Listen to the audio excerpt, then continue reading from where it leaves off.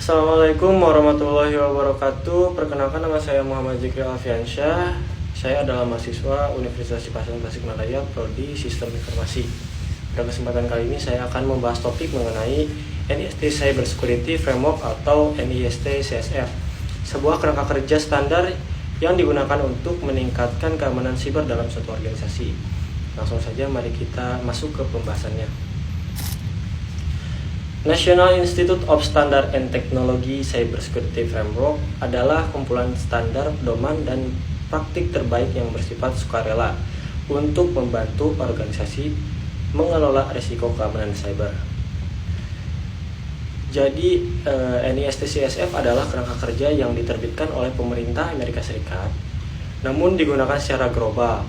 Intinya, framework ini bukan aturan kaku yang memaksa, melainkan panduan fleksibel. Tujuannya adalah membantu organisasi, baik itu perusahaan besar, kampus, maupun UMKM, untuk menilai seberapa aman mereka saat ini dan menentukan target keamanan yang ingin dicapai. Framework ini mengubah percakapan teknis yang rumit menjadi bahasa manajemen risiko yang mudah dipahami oleh pimpinan perusahaan.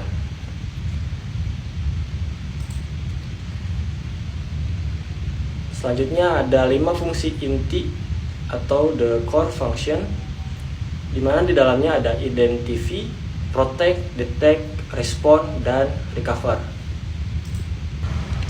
Yang pertama ada identify atau identifikasi, yaitu memahami aset seperti data, perangkat sistem, dan resiko yang dimiliki organisasi. Nah, sebelum kita bisa mengamankan sesuatu, kita harus tahu dulu apa yang kita miliki. Pada tahap ini, organisasi mendata semua laptop, server, data mahasiswa, hingga software yang dipakai. Kita juga mengidentifikasi resiko apa saja yang mungkin mengancam bisnis kita. Yang kedua adalah protect atau lindungi.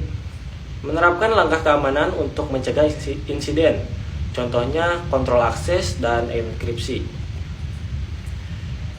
Nah, ini adalah tameng pertahanan. Di sini kita menerapkan langkah pencegahan. Contohnya memastikan hanya dosen yang berhak yang bisa mengakses nilai, atau memberikan pelatihan kepada staf agar tidak sembarangan klik link phishing. Fungsi yang ketiga adalah deteksi. Kemampuan menemukan kejadian keamanan siber saat sedang terjadi.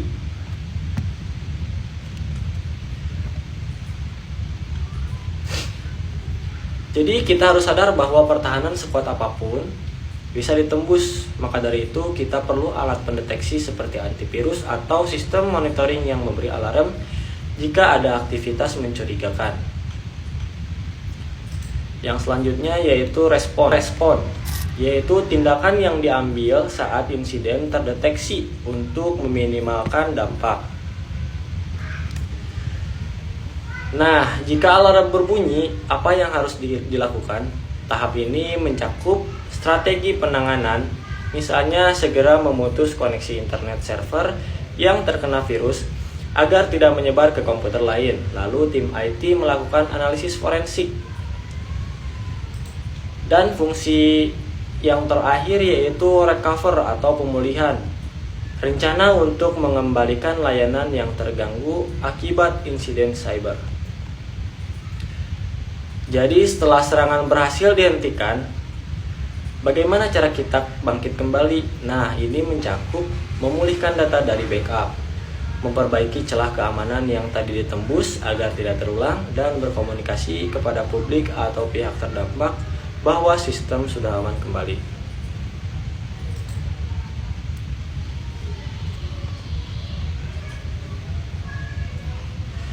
Nah, pada slide ini kita akan membahas urgensi dan manfaat utama dari implementasi NIST Cyber Security Framework.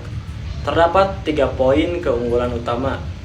Poin pertama adalah fleksibilitas. Jadi NIST CSF dirancang agar scalable, artinya kerangka kerja ini dapat diadopsi oleh berbagai jenis organisasi, mulai dari sektor kecil hingga korporasi besar, tanpa mengubah struktur intinya. Poin kedua adalah pendekatan berbasis resiko. Framework ini sangat efektif dalam efisiensi anggaran. Organisasi dibantu untuk memetakan risiko terbesar mereka, sehingga tindakan pengamanan dan alokasi sumber daya diprioritaskan pada area yang memiliki dampak paling vital bagi bisnis. Poin ketiga adalah pengakuan global. NIST CSF telah menjadi acuan internasional dalam keamanan siber. Selain itu, framework ini memiliki interoperabilitas yang baik, artinya ia kompatibel dan dapat disandingkan dengan standar internasional lain seperti ISO 27001.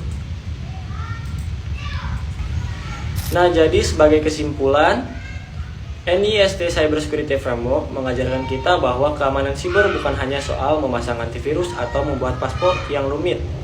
Lebih dari itu, keamanan siber adalah sebuah siklus yang utuh. Kita belajar bahwa organisasi yang kuat tidak hanya fokus pada protek atau pencegahannya saja, tetapi mereka juga harus siap untuk detect atau mendeteksi dan respon atau merespon ketika serangan itu benar-benar terjadi, serta memiliki rencana atau recover agar bisnis bisa tetap berjalan. Dengan menerapkan framework ini, kita merubah pola pikir dari bagaimana jika kita diserang menjadi kita siap kapanpun serangan itu datang. Sekian presentasi dari saya.